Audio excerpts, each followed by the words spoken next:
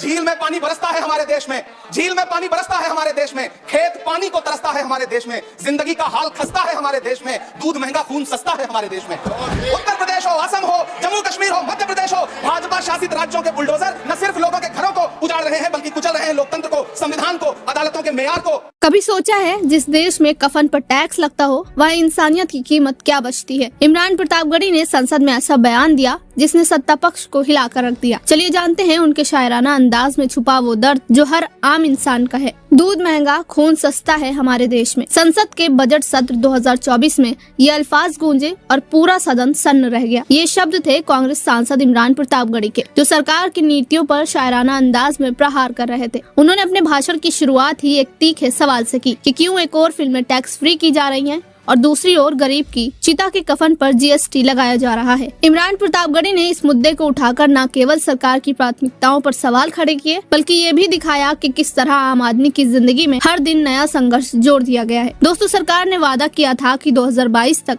हर गरीब के सिर पर छत होगी, लेकिन सच्चाई क्या है? बीजेपी शासित राज्यों में गरीबों के घरों पर बुलडोजर चलाए जा रहे हैं। ये कैसा विकास है? इमरान प्रतापगढ़ी ने इसके बाद बात की महंगाई और बेरोजगारी की।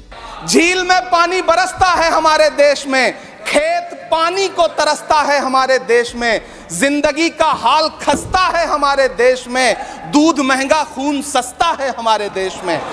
मैम, दोस्तों, ये शायरी न केवल सत्ता पक्ष के खिलाफ तीखा वार थी बल्कि हर उस भारतीय की आवाज थी जो इस महंगाई और असमानता से परेशान है। उन्होंने सवाल उठाया कि सरकार ने आम जनता के खाने पीने की चीजों पर जीएसटी क्यों लगाया है? आटा, चावल, दूध, पनीर सब महंगा कर दिया, लेकिन क्या टैक्स फ्री किया वो फिल्में जिनमें फैंसी सपने दिखाए जाते हैं जो असल जिंदगी से कोसों दूर है? इमरान ने मौलाना आजाद नेशनल फेलोशिप को बंद किए जाने और अल्पसंख्यक विभाग के बजट में कटौती पर भी नाराजगी जताई और साथ ही बेटियों के नाम पर चलाए जा रहे अभियानों को भी कटघरे में खड़ा कर दिया। उन्होंने पूछा, जब बेटियों को पढ़ाने और बचाने की बात करते हैं तो ये क्यों भूल जाते हैं कि गरीब की बेटी पेट भरने के लिए स्कूल छोड़ देती है? आखिर में इमरान प्रतापगढ़ी ने कहा, वक्त आएगा जब इस सदन में न्याय का बजट पेश होगा, वो न्याय जिसकी बात राहुल गांधी कर रहे हैं। आगे उन्होंने क्या कुछ कहा, आप भी सुनिए।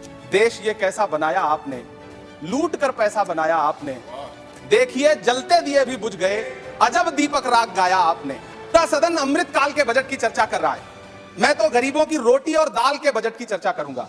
तुम्हारी फाइलों में गांव का मौसम गुलाबी है, मगर ये आंकड़े झूठे हैं, ये दावा किताबी है। मैं इस बजट को अमीरों के लिए पेश किया गया बजट कहूंगा। इसमें गरीबों के लिए कुछ है ही नहीं। नौकरी मांगने वाले नौजवानों पर लाठियां बरसाने वालों, आपने इस बजट में युवाओं को क्या दिया? आपने पुरानी पेंशन बहाली की मांग करने वालों को क्या दिया? सालों से अपने लिए छत तलाश रहे लोगों को आपने इस बजट में क्या दिया? और फिर आपको पूरी उम्मीद है कि पूरा देश आपके इस पेश किए गए बजट पे लहालोट हो जाए, तालियां पीटे, मंगल गान गाए। कैसे संभव है? मैं सदन में खड़ा होकर के इस बजट पे चर्चा करते हुए कहना चाहता हूं कि इस बजट में फुटपाथ पर रहने वाले, छप्परों में रहने वाले, झुग्गियों में रहने वालों के लिए क्या है, उनके लिए क्या है, जो प्रधानमंत्री के किए गए वायदों की बाट जो रहे हैं। हर साल फरवरी की खूबसूरत सुबह और सजी हुई संसद से बरसते हुए झूठे वायदों की जवाबदेही कौन तय करेगा? कौन बताएगा कि 2022 में प्रधानमंत्री जी जो सबको पक्का मकान देने वाला वायदा किए थे उसका क्या हुआ? लोगों के सरों पर छत देने वाले प्रधानमंत्री जी के जुमलों से अलग उन्हें यह क्यों नहीं दिखता कि राज्यों में बैठे हुए उनके नुमाइंदे लोगों के सरों की छतें उजाड़ रहे हैं? उत्तर प्रदेश हो, असम हो, जम्मू कश्मीर हो, मध्य प्रदेश हो, भाजपा शासित राज्यों के बुलडोजर न सिर्फ लोगों के घरों को उजाड़ रहे हैं बल्कि कुचल रहे हैं लोकतंत्र को, संविधान को, अदालतों के मेयार को। मैं आंकड़ों की बाजीगरी से अलग हट करके इस बजट पर एक बात कहना चाहता हूं। आंकड़े तो ऐसे हैं इस बजट के, ये कह रहे हैं 4 करोड़, वित्त मंत्री जी 3 करोड़ कहती हैं, प्रधानमंत्री जी 4 करोड़ कहते हैं। पहले तो आप इस झूठ में ही आपस में ही सलट लीजिए कि 4 करोड़ सही है या 3 करोड़ सही है। आंकड़े तो ऐसे हैं इस बजट के मैम कि जो सुने वो बस पथराई आंखें लेकर किंग कर्तव्य विमूढ़ हो जाए।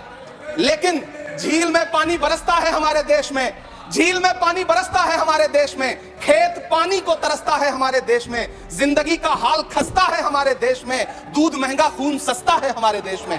मैम, रोजगार, महंगाई, किसान, मनरेगा, पेट्रोल डीजल के दाम, गैस सिलेंडर के दाम, फसलों की एमएसपी की गारंटी, इन सब जन सरोकार की बातों से इस बजट का कोई लेना देना नहीं। हमारे ट्रेजरी बेंच के साथी हंगामा कर रहे हैं। मैं तो कहना चाहता हूं मैम, वो एक बार इनके एक नेता एक गांव में गए और उन्होंने गांव में कहा कि गांव वालों आओ, मैं तुम्हारी समस्याएं समाप्त करना चाहता हूं। गांव वाले इकट्ठा हो गए नेताजी ने गांव वालों से कहा बताओ तुम्हारी दो समस्याएं बताओ, मैं दोनों समस्याओं का यहीं पे समाधान करूंगा। तो गांव वालों ने कहा साहब हमारी पहली समस्या है कि हमारे यहाँ कोई हॉस्पिटल नहीं है। तो नेताजी ने मोबाइल निकाला, कहीं फोन मिलाया और मिला के फोन पे पता नहीं क्या कुछ कहा कि यहाँ गांव में हॉस्पिटल नहीं है, हॉस्पिटल तुरंत यहाँ हॉस्पिटल चाहिए। गांव वाले खुश हो गए कि 1 मिनट में यहाँ हॉस्पिटल आ रहा है। अगली समस्या के बारे में उन्होंने नेताजी ने गांव वालों से कहा कि मैंने आपकी पहली समस्या समाप्त कर दी, दूसरी समस्या बताओ। तो गांव वालों ने कहा साहब इस गांव में कोई भी मोबाइल का नेटवर्क ही नहीं है। ये है इनके काम करने का तरीका, ये है झूठ बोलने का तरीका। इन्होंने वायदे किए बड़े बड़े, जो 10 साल के इनके वायदे हैं मैं उनके बारे में बात करूंगा। वायदों से ज्यादा इनके नारों पे बात करूंगा। पहला नारा था बहुत हुई महंगाई की मार, अब की बार मोदी सरकार। आइए इस नारे की समीक्षा करते हैं। पेट्रोल, डीजल, गैस, ये तो बड़ी बड़ी बातें हैं। आटा, चावल, दूध, दही, पनीर, छाछ, सब चीज पे जीएसटी। अरे ये फिल्में टैक्स फ्री करने वाले लोग कफन तक पर जीएसटी लगा रहे हैं और ये गरीबों की बात करते हैं। मैम ये सरकार झूठ की सरकार है। ये सरकार के जितने दावे हैं सब खोखले हैं। आज प्रधानमंत्री जी कह रहे थे सबका साथ सबका विकास। ये कैसा सबका साथ सबका विकास है कि मौलाना आजाद नेशनल फेलोशिप आपने बंद कर दी, आपने माइनॉरिटी डिपार्टमेंट का बजट घटा दिया।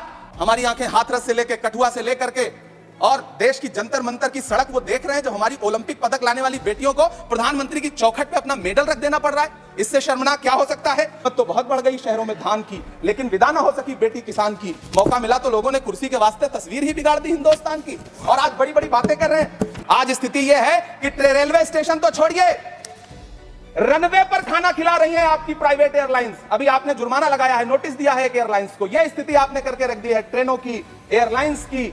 ऐसे में मैम कागजों पर तो आप कितना भी वंदे भारत और बुलेट ट्रेन सर पर दौड़ा लीजिए, लेकिन असल में भारत की ट्रेनों की डिब्बों की सवारियों की हालत देखने लायक है। अगर सरकार खुली आंखों से उसे देखना चाहे तो देखे और उनकी स्थिति सुधारे।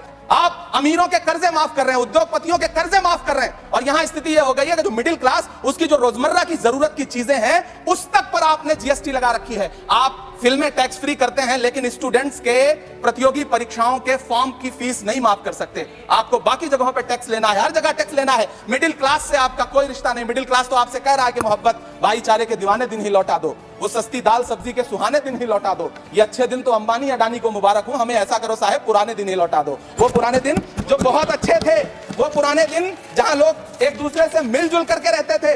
दोस्तों आपको बता दें कि इमरान प्रतापगढ़ी का ये भाषण आज सोशल मीडिया पर चर्चा का केंद्र बना हुआ है। कुछ लोग इसे राजनीतिक बयानबाजी कह रहे हैं तो कुछ इसे आम जनता की सच्ची आवाज। लेकिन सवाल ये है कि क्या ये आवाज सत्ता तक पहुंचेगी और अगर पहुंचेगी तो क्या बदलाव होगा। दोस्तों आपको क्या लगता है, क्या इमरान प्रतापगढ़ी के सवाल वाजिब है या नहीं? कमेंट बॉक्स में अपनी राय जरूर दें। वीडियो पसंद आए तो वीडियो को लाइक करें और चैनल को सब्सक्राइब करना ना भूलें।